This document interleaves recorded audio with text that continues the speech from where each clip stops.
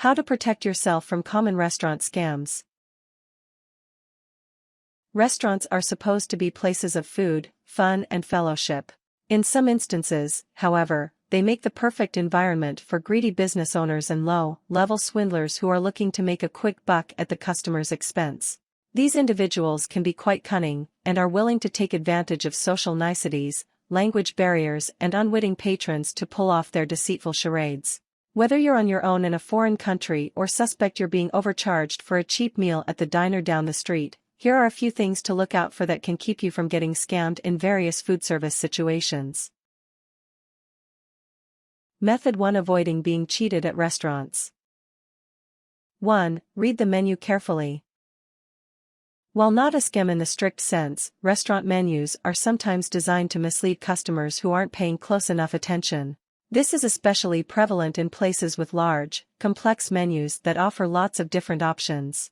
Make a note of each item's description and price, how it's served, and whether any additional costs may apply. For example, the price of a cheeseburger may seem fairly standard until you see that French fries have to be ordered separately. Specify the exact size of the item you're ordering in establishments that offer different portion sizes to avoid being upcharged without your awareness.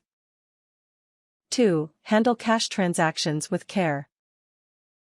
You never really know what a waiter is doing when they walk away with your money. It's not uncommon to get incorrect change by mistake on occasion, but a desperate grifter can intentionally attempt to shortchange you or simply pocket the remainder of a cash payment. They're usually counting on the fact that you won't notice, or that you'll choose not to say anything even if you do, in order to avoid confrontation. Always count your change to verify that you've received the correct sum before leaving the table or counter. It isn't customary for a waiter to assume their tip is included in the payment. If your waiter takes your money and doesn't return, flag them down or ask to speak to a manager. 3. Keep an eye on your bank account. Credit card scams are becoming increasingly common as more and more people pay with plastic. It can be disconcertingly easy for your card info to get into the hands of a dishonest employee, who is then free to take it on a spending spree. If you have reason to believe that your card number has been stolen, cancel your card immediately and have your bank refund the fraudulent purchases. Watch your bank statements closely and look for any suspicious purchases or payments that you don't remember making. 4. Be wary of coupon offers. Unscrupulous restaurants will sometimes use discount coupons to lure customers in, then claim the coupons are no longer redeemable or tack on unadvertised service charges. Read the fine print and look for hidden expiration dates or other covert clauses that might render any coupons you've been given invalid. Don't accept coupons that are being handed out on the street. These promotions are almost always a ruse designed to bring in customers. Restaurant gift cards, rewards cards, and customer loyalty programs should also be examined for any shady conditions that may come back to haunt you on future visits. Method 2: Safeguarding yourself on the go. 1. Check the prices of street food items. Not all food trucks and stalls post their prices in plain sight, which can cause problems should a vendor try to charge you too much for an order. Give the menu a thorough scan before you place your order, if there is one. Otherwise, use your best judgment in determining whether what you're being asked to pay is acceptable. See if you can overhear what the vendor is charging other customers. If your total comes out to something different, or if prices are just too steep in general, you may want to find someplace else to grab a bite. Overcharging patrons that don't speak the language is one particular scam that's run every day in countries that receive heavy tourism. It's easy to pull off, as the customer will rarely take the time to make sure they've paid the exact amount. 2. Know what you're getting in foreign eateries. Unfamiliarity with other languages can also play a part in confounded patrons being taken for a ride. Ask a member of the wait staff if they can explain menu offerings to you in a language you understand. Find out if vegetarian and seafood dishes are fresh. Never order something if the price is not clearly displayed beside it. In most cases, it will be safest to order items that you recognize or are able to identify. Don't feel pressured into ordering dishes that the waitstaff recommends to you. More often than not, these will usually be the most expensive items on the menu. 3. Look for drink prices at bars and nightclubs. Before you hand over your credit card to start a tab, ask to look over a drink menu or search for an overhead board that lists drink specials and their prices. Certain nightlife spots have been known to grossly inflate the price of drinks because they think that no one is paying attention. If you don't remain vigilant, a night out on the town could turn into a forfeited paycheck. If possible, pay for each round of drinks individually and use cash. Refuse offers to drink with total strangers, no matter how friendly they seem. This type of social engagement is often a prelude to conning you into paying the bill. 4. Only buy bottled water that's properly sealed. There is a popular scam being run in big cities that involves filling discarded plastic bottles with tap water, then selling them to overheated tourists at a high price. When buying water, always check to make sure that the container is properly sealed. Try to get drinking water from convenience stores or vending machines whenever possible. Examine the quality of bottled water before you drink it. Water sourced from public taps may be murky or slightly discolored, or have sediment floating around in it. Get in the habit of carrying a thermos on hot days and during long outings when you think you may get thirsty. Method 3. Dealing with scammers.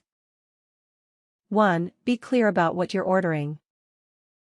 At the risk of coming across as condescending or rude, do everything you can to ensure that your order is recorded and charged correctly.